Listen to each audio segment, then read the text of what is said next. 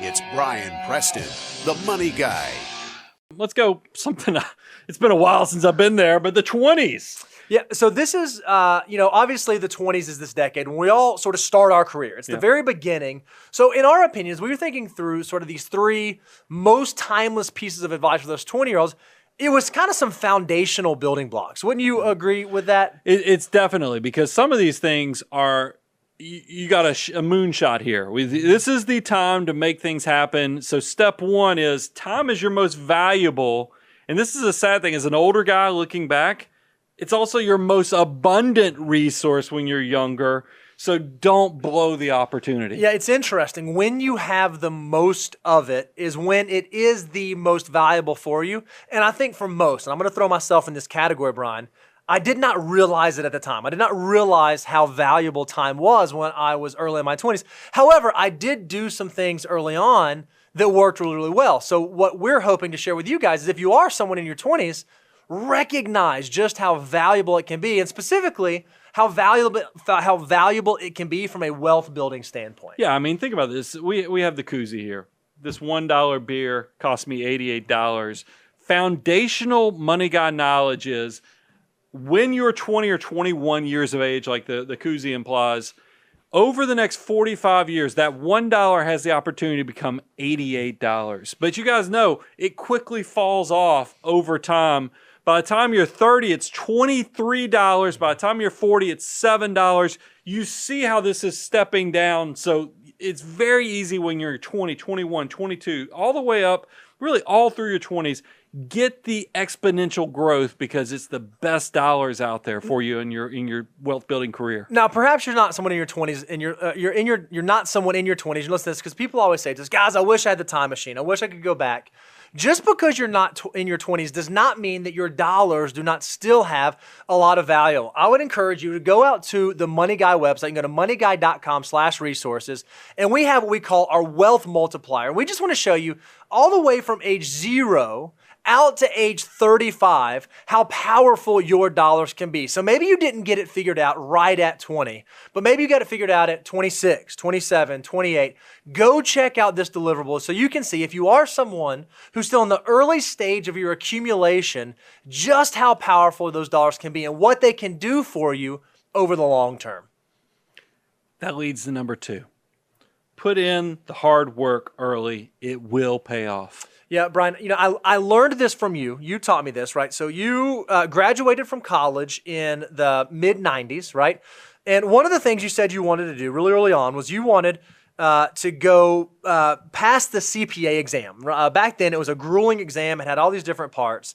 And I remember you telling me early on, hey, there was a thing that my buddies did every year that I did not get to do with them. Do you know what I'm talking about? Yeah, they went to Mardi. It was Mardi Gras. Jeff married a girl who's from the French Quarter, so they went to Mardi Gras right in the middle of everything. I never got to go because of the CPA exam. And I did the same thing. When I first graduated, you said, hey, Bo, you're probably going to get married. You're probably going to have kids. You're probably going to advance in your career.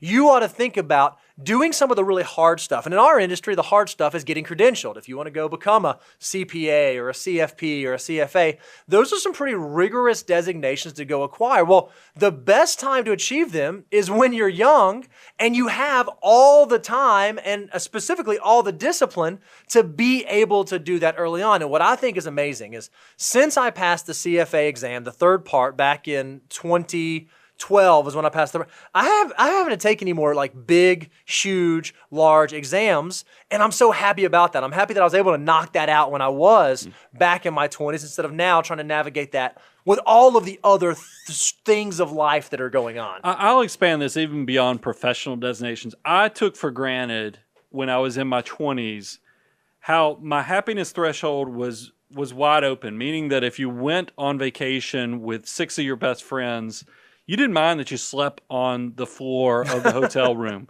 If you thought about where you showered in college, you didn't care that it was just gross and disgusting. Your threshold to put up with a lot was strong while you're in your 20s. You can work hard.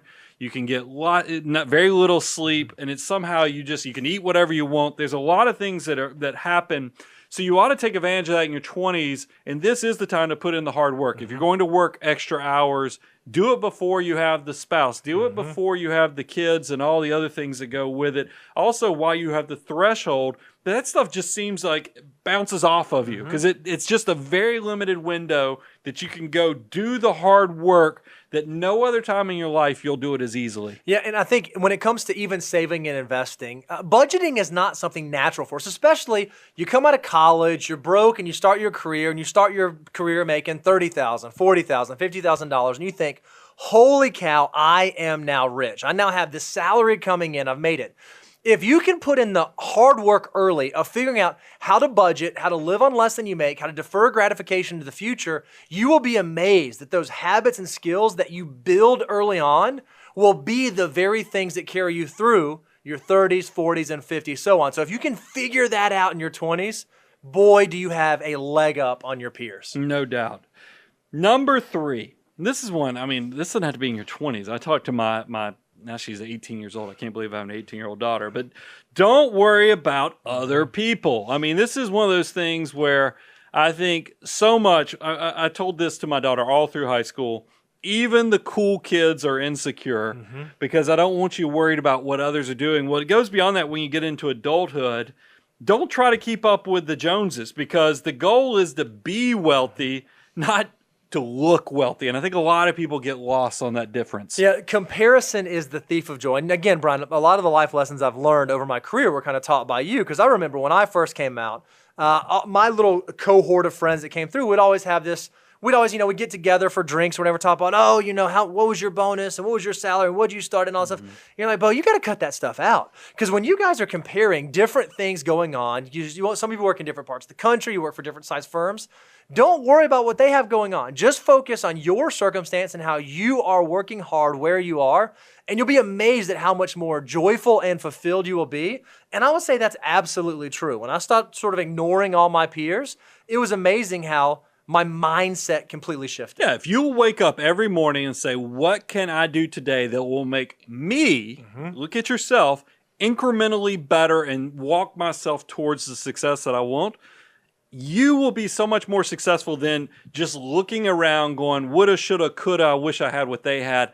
You're never going to be successful trying to be jealous or trying to figure out what you don't have that they have. It's better if you just focus on yourself. So put in the work and don't worry about other people.